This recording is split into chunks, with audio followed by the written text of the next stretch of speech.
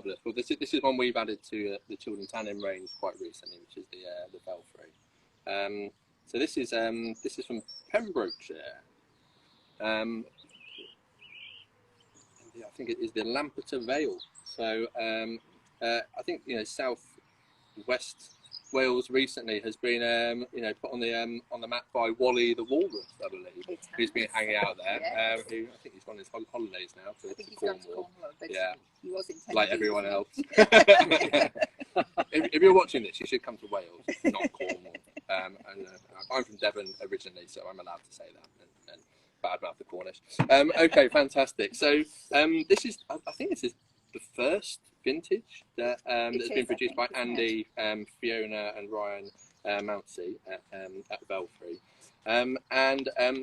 Like a lot of the wines that we're trying, actually, like a lot of the wines, in Wales that that we're seeing now, it seems to be a family affair a lot of the time. And certainly, I wouldn't describe any of these as it's not a cottage industry, but it's people who are very curious about wine, passionate about sort of giving it a go. And I suppose as Dom and Rob and I are doing now with our acre of mud currently, it's about trying new things.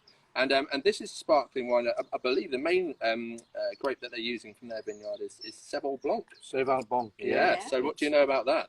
Well, Cheval Blanc is a terrific hybrid grape, particularly good for sparkling wine. And in fact, we were talking about at the beginning of this about the Bollicini del Mondo that we won. Mm-hmm. That wine was 100% Cheval Blanc. Oh, there you are, yeah. And I think it beat a very, very, very pricey Bollinger in the second place from memory. So it shows what can be done with Cheval. So I think it's a terrific grape variety to plant. And really lends itself to sparkling wine. Yeah. Because it's got that nice level of acidity.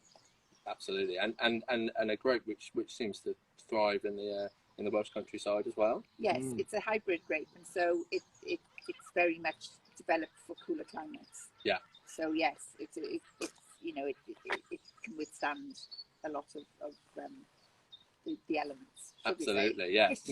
And so I guess the ones we tried from you guys were, I suppose, more the noble grape varieties, but certainly the cooler climate grapes are, I suppose, a bit more maybe reliable in the with the Welsh climate, and maybe a little less susceptible to those kind of bouts of frost and things like that. Yeah, well, certainly they're easier to manage. Really, the hybrids they tend to be high yielding as well. Mm-hmm. So yeah, it's the ideal grape to plant this.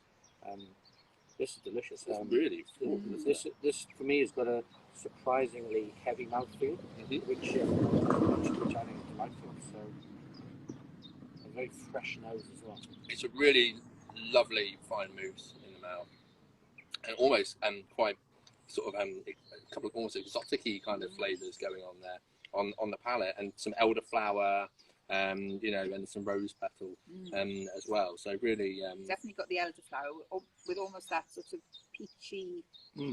Almost stone fruit type. Yeah, but, really nice. But is this their first wine? I believe it is their first vintage. So I know that they're tuning in, so they may correct us on that. But yes, and I think with this they've already gone sort of to aim beyond, I suppose, what the minimum quality levels would be. So this one's 18 months on lees, and I believe that's more than a lot of champagnes, isn't it? Yeah. And you can definitely taste that in the weight of it on your palate. That gives it a heavier mouthfeel. Yeah. I think this is their delicious. first wine. It's a terrific effort. Yeah. Well done. Okay, yeah. Yeah, cheers. Absolutely terrific. Lovely. Great Mounsey family. Really good.